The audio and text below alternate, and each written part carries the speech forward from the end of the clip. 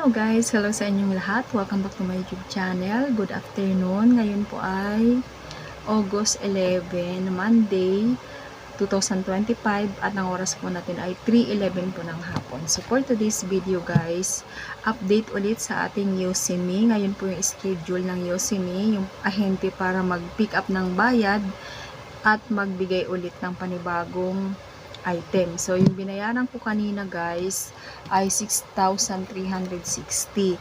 Yun po ay 6 na rin. Isang kulay green at 5 rim ng kulay red na Yosemite. So, ito naman yung panibago ngayon. Ayan yung ating resibo. Dinagdagan ko po siya ng isang rim sa red dahil 5 days pa bago yung schedule ng balik ni ahente, naubusan na po ako ng stock. So, ngayon, bali, meron akong stock na 7 rim ng Yosemite, isang green at 6 na red. Ang halaga po niya ay 7,420. So, babalik si ahente sa August 25. So, ano po siya ulit? Monday.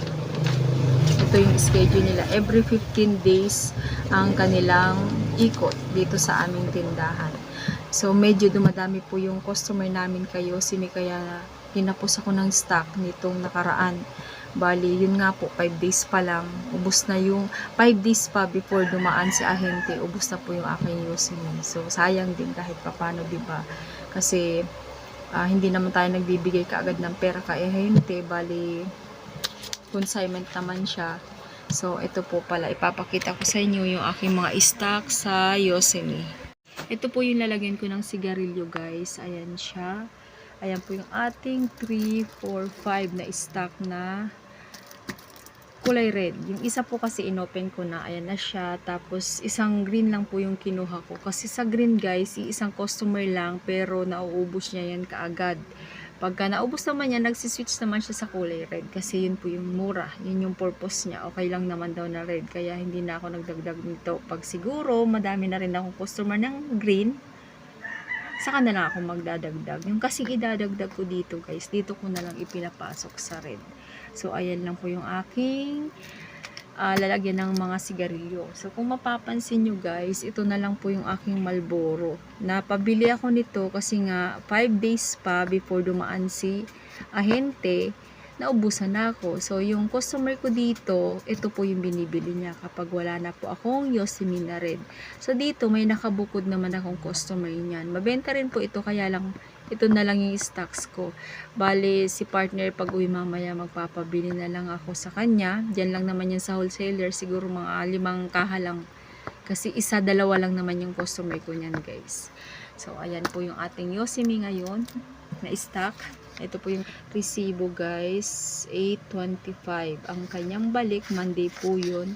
Ito yung magiging bayaran natin kay ahente ng Yosemite, 7,420. Medyo malaki-laki. Kasi malaki na yun sa akin guys ha. Kasi hindi naman po ganyan kami kumuha ng mga Marlboro at saka Camel. Ayan, napapadami lang kasi syempre consignment naman siya. Yung magiging benta yun yung pambayad natin kay ahente. Guys, balik po ako at yun lang po yung aking update dito sa tindahan, yung tungkol kay Yosemite. Ayan po. Kakatapos ko lang din kasi mag-repack ng tube ice. Kaya ngayon ako nakagawa ng video. Sabi ko mag-update ako ulit sa Yosemite. So yung mga wala pa po dyan, hindi ko rin masabi kung lahat ng lugar ay meron na. Dito sa amin guys, thankful na lang din na yung mga wholesaler dyan sa pinaka main road ng subdivision, hindi sila kumukuha.